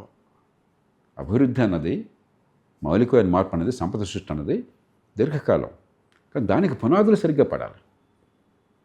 అలా కాకుండా సినిమాలోలాగా సీన్ మారిపోగానే మెరకలు వచ్చేస్తుంది అనుకుంటే అది ఖచ్చితంగా వ్యవస్థ ఒడిదుడుకులకు లోనవుతుంది. ఇక బాలన్ షాది అది వేరు. అది వేరు. ఉన్న పార్టీల మీద పూర్తిగా అసహ్యం, అసహ్యం జుగుప్స కలిగింది. అవును. తమిళనాడులో ఆ మాట అనలేం మనం. అవును. 100%. 2 పార్టీలు ఉన్నంతలో కాస్త బాగానే చేసినాయి. అవును. అంత అవినీతి, విపరీతమైన అవినీతి. తమిళనాడు, కర్ణాటక, తెలంగాణ, ఆంధ్రప్రదేశ్ అందరం డబ్బులు రాజకీయంలో మనం ఛాంపియన్లం కదా భారతదేశంలో. అవును. ఓట్ల కొనుగోలంతా మనం మాస్టర్లం కదా అవును. ఈ రాష్ట్రాల్లో. అవినీతిలో సహజంగానే దానివల్ల మాస్టర్లం కదా మనం. అంతే. అది వికృతమైన రాజకీయాల్లో మనం మాస్టర్లం కదా. మాస్టర్లు. తమిళనాడులో ముఖ్యమంత్రికి బట్టలు ఓడదీసే ప్రయత్నం, ద్రౌపదిలాగా వస్త్రాపరణం చేసే ప్రయత్నం చేశారు. ప్రయత్నం చేశారు. మరి చాలా రాష్ట్రాల్లో నువ్వు ముఖ్యమంత్రిగా ఉంటే నా అసెంబ్లీలో కూర్చొని అవును. అంటే ఒక వికృతమైనటువంటి రాజకీయం, ఒక ఫ్యూడల్ రాజకీయం నడుస్తుంది మనకి ఈ రాష్ట్రాల్లో. కానీ దానిలో ఉన్నంతలో మంచి పరిపాలన తమిళనాడులో అందింది. అక్కడే రాజకీయాల్లో ఎంతగా ప్రజల్లో అనాసక్తి వచ్చిందంటే, వ్యతిరేకత వచ్చిందంటే పార్టీలన్నీ కూడా జాగ్రత్తగా మేలుకోవాలి, ఒళ్ళు దగ్గర పెట్టుకోవాలి. మామూలు రాజకీయం కొనసాగుతుంది, మా ఇష్టం వచ్చినట్టు చేస్తామని చెప్పే పద్ధతి కాదు. దాని నుంచి గుణపాఠం నేర్చుకుని వెంటనే వ్యవస్థలో మార్పుల కోసం ప్రయత్నం చేయాలి. నేను చెప్తుంది అది. సార్ ఇంకా మన ఏపీలో కానీ తెలంగాణలో కానీ గమనిస్తూ ఉంటుంది. ఎందుకంటే నేను మన ఇది వ్యక్తి స్వేచ్ఛకు సంబంధించి ఒకటి ఇది మాట్లాడుతాను. చిన్న పోస్ట్ ప్రభుత్వాలకు వ్యతిరేకంగా ఏదైనా ఒక చిన్న అంశాన్ని ప్రశ్నిస్తే వెంటనే అరెస్ట్ చేస్తున్నారు, మామూలుగా కేసులు పెడుతున్నారు. అంటే ఒక రకమైన మాట్లాడద్దండి, ప్రశ్నించొద్దండి అనే భయాన్ని కలిగిస్తున్నారు. At the same time social మీడియాలో కూడా మితిమీరి కూడా కొన్ని వ్యాఖ్యలు కూడా ఉంటుంది. మితిమీరిన వ్యాఖ్యలు చేసినప్పుడు కేసు పెట్టడంలో తప్పులేదు. కానీ ప్రభుత్వాన్ని ప్రశ్నిస్తే కేసులు పెడతామన్న ఒక వాతావరణాన్ని ఈ 2 రాష్ట్రాలు ముఖ్యంగా క్రియేట్ చేసే అనిపిస్తుంది. దీని మీద మీకు ఏమంటారు? అది పూర్తిగా ప్రజాస్వామ్య విరుద్ధం, రాజ్యాంగ విరుద్ధం. రాజ్యాంగంలో 19(1)(a) తర్వాత 19(2) దీనిలో వాక్ స్వాతంత్రం రాజ్యాంగ హక్కుగా గుర్తించి దాని పరిమితులు కూడా దానిలో చెప్పారు. ఖచ్చితంగా వాక్ స్వాతంత్రానికి, స్వేచ్ఛకు పరిమితులు ఉన్నాయి. అంబేద్కర్ రాజ్యాంగం ఆమోదించే రోజున చెప్పారు. 1949 నవంబర్ 26వ తేదీన ఆయన మాట్లాడుతూ చాలా ప్రామాణికమైన ప్రసంగం చేశారు. దానిలో మాట ఏమన్నారంటే ఆయన, ఒక్కసారి మనకి స్వేచ్ఛ వచ్చాక, వాక్ స్వాతంత్రం వచ్చింది, 10 మందిని సమీకరించే స్వేచ్ఛ వచ్చింది, నిరసన తెలిపే హక్కు వచ్చింది. 2, మనం ప్రభుత్వాన్ని మనం ఎన్నుకుంటున్నాం. వాడు ఎలాంటి వాడైనా కూడా మన సమ్మతితో స్వచ్ఛందంగా మనం వేసే ఓటు వాళ్ళు వస్తున్నారు, కానీ రాజువాడి దింపల, తుపాకీతో రాల. ఈ 2 ఉన్న తర్వాత పాతకాలపు నిరసన పద్ధతులు తొలగిపోవాలి. మన స్వేచ్ఛకు కొన్ని పరిమితులు ఉన్నాయి. మనం చేసే నిరసన హింస లేకుండా, ఆటంకం కలిగించకుండా, ఇతరుల హక్కులకు భంగం కలిగించకుండా ఉండాలి తప్ప ఇష్టం వచ్చినట్టు చేయడానికి లేదని స్పష్టంగా చెప్పారు. దాన్ని అన్ని పార్టీలు పక్కన పెట్టేసి నోటుకొచ్చినట్టు తోలనాడము, బూతులు తిట్టడము, రస్తా రోకోలు, రైలు రోకోలు చేయటము, స్తంభింపజేయటము, బలప్రయోగంతో, దుడ్డు కర్రలతో ఇతరులను భయపెట్టడము ఒక సంప్రదాయంగా రాజకీయం కొనసాగుతూ వచ్చింది. అన్ని పార్టీలు దీనిలో భాగస్వామి. ఈ పార్టీ ఆ పార్టీ ప్రతిపక్షంలో ఉండగా అందరూ చేసింది, అధికార పక్షంలో ఉండగా కూడా కొన్ని సందర్భాల్లో చేస్తున్నారు. వాళ్ళే స్పాన్సర్ చేస్తున్నారు కొన్ని స్ట్రైకులు కానీ, కొన్ని ఇంకోటి కానీ. అది విస్మరించాం. దాని తగ్గట్టు కొత్తగా సోషల్ మీడియా మనకే కాదు, ప్రపంచం మొత్తంలో కూడా ప్రజాస్వామ్యంలో ఎప్పుడు మనకి మన స్వేచ్ఛ, మన చర్చ ఫలితాలు ఇస్తుందంటే, ఇప్పుడు మీరు నన్ను కొన్ని ప్రశ్నలు అడిగారు, నేను చెప్పినంత మీరు ఒప్పుకోకర్లా, అంతే కదా. అలాగే మీరు చెప్పినంత నేను ఒప్పుకోకర్లా. కానీ పరస్పర గౌరవంతో మీరు కానీ నేను కానీ వాస్తవాల ఆధారంగా తర్కంతో ప్రజా సంక్షేమమే పరమావధిగా కొన్ని భావాలని వెలువచ్చాలి. చూసిన వాళ్ళు, విన్నవాళ్ళు ఇది బాగుందా లేదా అనేది వాళ్ళ అనుభవం నుంచి, వాళ్ళ అవగాహన నుంచి నిర్ణయం చేస్తారు. చివరికి ప్రజాస్వామ్యంలో మెజారిటీ శిరోధార్యం. 100%. మౌలికమైన హక్కుల విషయంలో మెజారిటీ మైనారిటీ ఉండదు.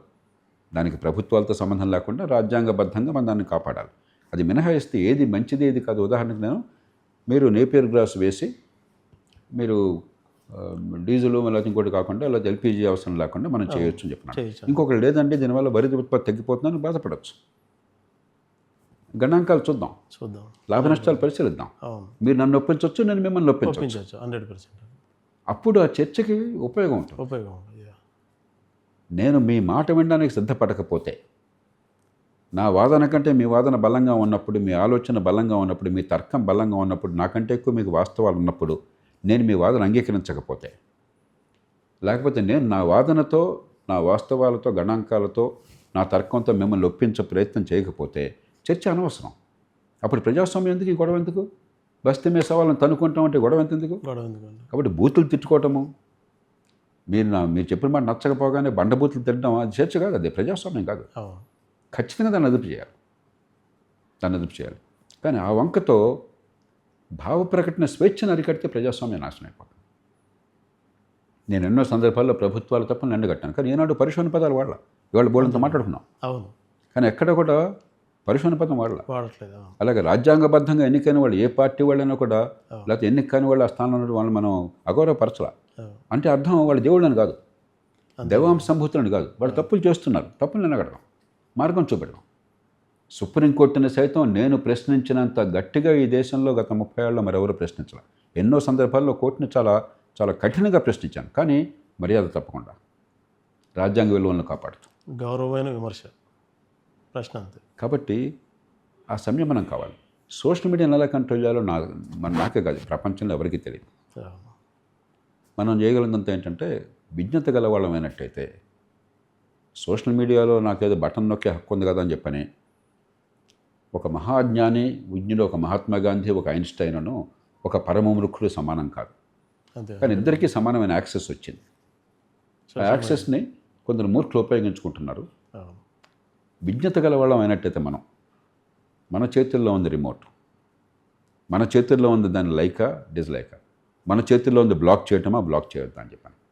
దాన్ని ఉపయోగించుకోకుండా మనం కూడా పిచ్చి పిచ్చిగా ప్రవర్తించినట్టయితే సమాజం అల్లకల్లోలం అవుతుంది, సమాజం నష్టపోతుంది. సార్, మీరు చాలా ఎంతోమంది ముఖ్యమంత్రుల వద్ద ఉన్నారు, పనిచేశారు, సూచనలు చేశారు, కొన్ని మంచి రిఫార్మ్స్ తెచ్చారు. గత 10 ఏళ్ళలో, ముఖ్యంగా గత 5 ఏళ్ళలోనే ఎక్కువ శాతం ఏపీ తెలంగాణలో అధికారులు వివాదాస్పదమైనట్టు ఎప్పుడు కాలేదు. గతంలో పనిచేసిన ఐఏఎస్లు, ఐపీఎస్లు ఈ ప్రభుత్వంలోకి వచ్చేపాటికి గతంలో వాళ్ళు చేసిన వాళ్ళు తప్పుగా పరిగణిస్తున్నారు, గతంలో వాళ్ళు చేసింది వీళ్ళకేం తప్పుగా గుర్తిస్తున్నారు, వీళ్ళు చేసినది నెక్స్ట్ గవర్నమెంట్ తప్పుగా ఇదవుతున్నారు.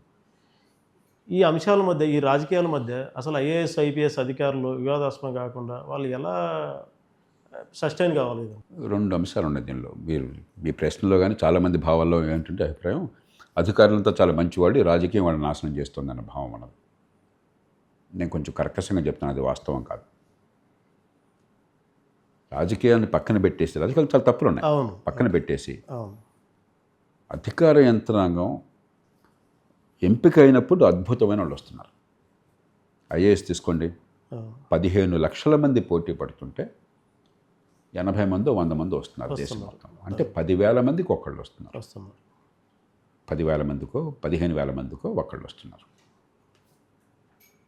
యూపీఎస్సీ అద్భుతమైన ప్రయత్నం చేస్తుంది, ఇంకా బాగు చేయొచ్చు. కానీ ఖచ్చితంగా ఉన్నవాళ్ళు ప్రతిభావంతులు, కాస్త సామర్థ్యం ఉండే అవకాశం ఉన్న వాళ్ళని ఎంపిక చేస్తున్నారు. అక్కడే పెద్ద పొరపాటు లేదు, కొంచెం బాగు చేయొచ్చు, ఇంకా మెరుగు చేయొచ్చు, కానీ అది కాదు పెద్ద సమస్య కాదు. వచ్చిన తర్వాత ఏమవుతుంది, చాలా కొద్ది మందే సమాజానికి నిజమైన సేవలు సమర్థంగా తగిన స్థాయిలో అందించగలుగుతున్నారు. అధికారం చలాయించడం వేరు, ఈ దేశ అవసరాలకు అనుగుణంగా ప్రజలకి తగినటువంటి సేవలు అందించడం వేరు. ఈ రెంటికి మధ్య చాలా అంతరం ఉన్నది. నా అంచనా ప్రకారం ఒక 10 ఏళ్ళు దాటిన తర్వాత, మొదటి 10 ఏళ్ళు అంచనా వేయడం కష్టం, జిల్లాల్లో పనిచేస్తారు అధికారులు. 10% మంది కూడా వెళ్ళారు సమర్థంగా, ప్రజాహితమే పరమావధిగా, లాఘవంగా అత్యుత్తమ ఫలితాలు సాధించే అధికారులు ఏ ప్రభుత్వం ఉన్నా సరే పక్కన పెట్టండి, పట్టుమని 10% కూడా లేరు. బహుశా 5-6% ఉండొచ్చు. 3 ప్రమాణాల ఆధారంగా: 1 సామర్థ్యం, 2 సంకల్పము, చిత్తశుద్ధి. సామర్థ్యం ఉండి చేయాలని, ప్రజలకు చేయాలని తపన లేకపోతే ఉపయోగం లేదు. 3 నిజాయితీ. ఈ 3 కనీసం మనం ఊహించాలి, ఆశించాలి. ఖచ్చితంగా ఉన్నతాధికారుల్లో, ఇది గుమస్థానం గురించి మాట్లాడలేదుగా మనం. సామర్థ్యం కావాలి, ఫలితాలను సాధించే నిర్పరతనం కావాలి, ఆ నైపుణ్యం కావాలి, ఆ సంకల్పం కావాలి. ప్రజలకి చేద్దాము, గొప్ప అవకాశాన్ని ప్రజలు మాకు ఇచ్చారు, సామాన్య కుటుంబాల నుంచి వచ్చాం, కొన్ని లక్షల మంది, కోట్ల మంది జీవితాన్ని ప్రభావితం చేసే అవకాశాన్ని ప్రజల పన్నుల డబ్బులతో ప్రజలు ఇచ్చిన అధికారాన్ని మన చేతుల్లో పెట్టారు.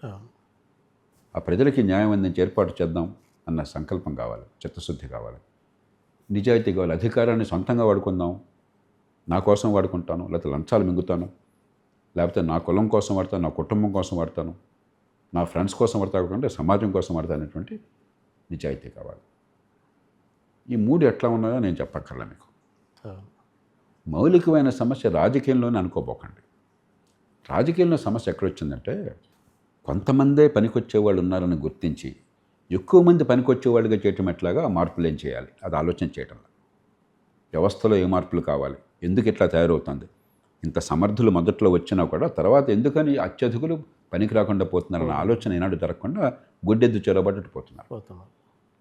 రెండో తప్పు, ఒక ప్రభుత్వంలో ఈ సమర్థులు కొంతమంది బాగా పనిచేస్తే అందరూ అసమర్థులు దుర్మార్గులే కాదు, ఏ ప్రభుత్వంలో పనిచేస్తున్నా కూడా. మరి చంద్రబాబు నాయుడు గారి ప్రభుత్వమైనా, జగన్మోహన్ రెడ్డి ప్రభుత్వమైనా, కేసీఆర్ ప్రభుత్వమైనా, రేవంత్ రెడ్డి ప్రభుత్వమైనా, అన్ని ప్రభుత్వాల్లో కొందరు మంచి వాళ్ళు ఉపయోగించి కొందరు దుర్మార్గంలో ఉపయోగించుకుంటారు. అంతే కదా. అవును, అసలు మంచివాళ్ళు లేరని కాదు, కానీ మీ ప్రభుత్వంలో పనిచేస్తే మంచివాడు నేను వెంటనే వాడిని పక్కన పెట్టేస్తాను. ఈ ప్రభుత్వంలో చేస్తే వాడు పక్కన పెట్టేస్తారు, మంచి వాళ్ళందరినీ పక్కన పెట్టేస్తున్నారు. చాలా మేరకు ఉన్నత స్థానాలకు వెళ్ళాలని చెప్పంటే చాలా 100% సందర్భాలు రాజీ పడ్డవాడు, 100% రాజీ పడుతున్నారు. తల్ల నాలుగుగా ఉండేవాడు, అవును, రాజును మించిన రాజభక్తి చూపెట్టేవాడు, మీతో పాటు లాలూచోయి వాడు కూడా అధికార ఉండగానే పాల్పడేవాడు. వాళ్ళకి అందరూ అలా అన్నట్ల కొంత అద్భుతమైన వస్తున్నారు ఇవాడు.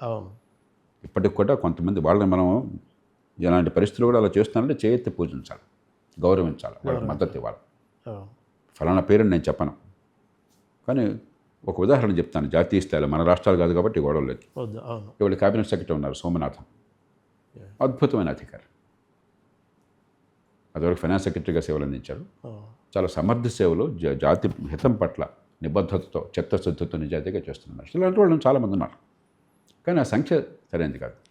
వాళ్ళు ఏ పార్టీలు ప్రభుత్వం ఉన్నా ఏదో పార్టీ ప్రభుత్వం ఉంటుంది కదా, ఉంటాయి, తప్పదు కదా. ఆ ప్రభుత్వం అంటే పనిచేశాడు కాబట్టి నేను పక్కన పెడతాననేది చాలా మూర్ఖమైన ఆలోచన.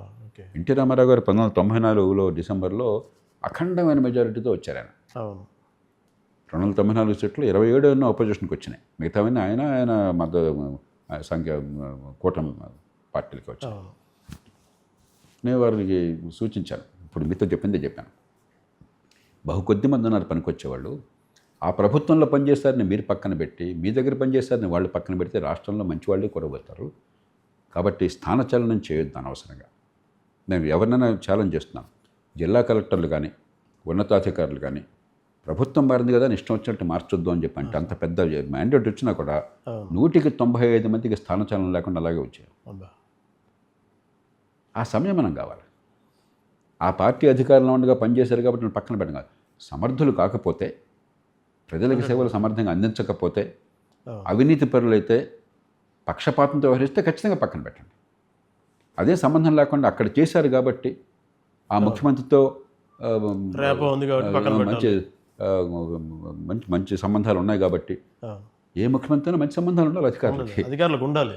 మీరు ఎవరికి శత్రువులు కాదు. అంతే కదా. నేను జిల్లా కలెక్టర్గా ఉండగా ప్రతిపక్ష నాయకులు ఎవరు వచ్చినా కూడా నేను వారిని ప్రత్యేకంగా కాలం చేసేవాడిని. చెన్నారెడ్డి గారిని మొట్టమొదటి అలా కలిశాను. పీసీసీ ప్రెసిడెంట్గా ఎవరు కలిశారు అలా కలవాలి రాష్ట్రం మొత్తంలో. నేను ఒక్కడే జిల్లా కలెక్టర్గా ఆయన్ని కలిశాను. నా జిల్లాకు వస్తే నేను కోరేవాడిని వారిని కలిశాను. వెంకటరావు గారు ఎప్పుడు వచ్చిన పీసీసీ ప్రెసిడెంట్ కానీ మంత్రికి, కేంద్ర మంత్రి కానీ ఎప్పుడు వచ్చినా కూడా నేను చాలా గౌరవంగా ఆయన కలిసేవాడిని. ఎంతో నేర్చుకునే అవకాశం ఉంటుంది. అధికార పక్షం కావచ్చు, ప్రతిపక్షం కావచ్చు, వీళ్ళందరూ పార్టీలు వాళ్ళు ఉంటే రేపు పోతాయి. కానీ అలాగే ఎల్కే అద్వానీ గారిని ఆ రకంగా కలిశాను. ఓకే, ప్రతిపక్షంలో ఆయనకు ఆరోగ్యం పెద్దగా ఏమి ప్రభావం లేదు. ఆయన మొట్టమొదటి కలిసింది ఆ రకంగా. అంటే మనం వినమ్రంగా ఉండాలి, వాళ్ళ గౌరవాన్ని ఇవ్వాలి, నేర్చుకోవాలా. ఒక దశాబ్దాల పర్యంతం అనుభవం ఉంది వాళ్ళకి సమాజంలో. అన్నీ మనకు తెలిసిన అహంకారం ఉంటే ఎట్లాగా నేర్చుకోవాలా. అలాగే సహకార సంఘాల్లోనే పనిచేస్తే సహకార బ్యాంకులో గతంలో పనిచేసిన సహకార బ్యాంకుల నాయకులు అందరినీ కూడా కలిశాను నేను వినమ్రంగా. ఎందుకంటే వాళ్ళు అద్భుతమైన సేవలు అందించారు. వాళ్ళ నుంచి బోల్డ్ నేర్చుకునే ప్రయత్నం చేశాను. అంతేగాని మనం గొప్పవాళ్ళ అనుభవం అధికారులు ఉండకూడదు. ఎక్కడో పనిచేశారు బాగా అని చెప్పిన కారణంగా వాళ్ళని పక్కన పెట్టే మూర్ఖత్వం పార్టీల్లో ఉండకూడదు. వీళ్ళు కాపాడే వ్యవస్థ కూడా కనపడట్లేదు. ఇప్పుడు అధికారి కూడా ఏదో ఒక రైట్, నేను నిజాయితీగా ఉండాలి, నేను ఇదిగా ఉండాలంటే ఆయన ఏదో లూప్ లైన్ వేయడమో లేదంటే ట్రాన్స్ఫర్ చేయడమో చేస్తుంది. వీళ్ళు కాపాడే ఈ పొరపాటు రెండులో ఉంది. పాలనా వ్యవస్థలో అధికార యంత్రాంగంలోనూ ఉంది, రాజకీయంలోనూ ఉంది. అధికార యంత్రాంగం కూడా వాళ్ళంతటికి వాళ్ళే ముఠాలుగా ఏర్పడిపోయి వాళ్ళకి స్వయం ప్రకటిత ముఠాలు అయిపోయి ముఠాలు నేను ఈ పక్షం వాడి పక్షం అని చెప్పని రాజుల మించిన రాజభక్తిని చూపెట్టి నోటి దురుసు చూపెట్టి తర్కం లేకుండా వాస్తవాలతో సంబంధం లేకుండా ప్రజాహితంతో సంబంధం లేకుండా చేస్తున్న మాట ఇటు ఉంది. రాజకీయ పార్టీల్లో పరిణతి పోయి దూరదృష్టి లోపించి రాష్ట్రం దేశ ప్రయోజనాల కంటే వ్యక్తుల అహంకారము లేకపోతే అవినీతి.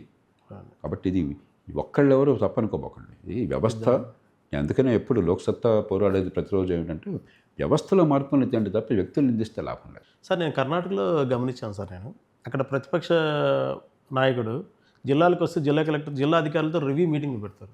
నేను తెలుగు రాష్ట్రాల్లో ఎప్పుడూ చూడలేదు సార్ ఆ వ్యవస్థ. మీరు చెప్పింది నాకు సరిగ్గా తెలియదు, కానీ అక్కడ కర్ణాటకలో మనకంటే మంచి సంప్రదాయాలు ఉన్నాయి.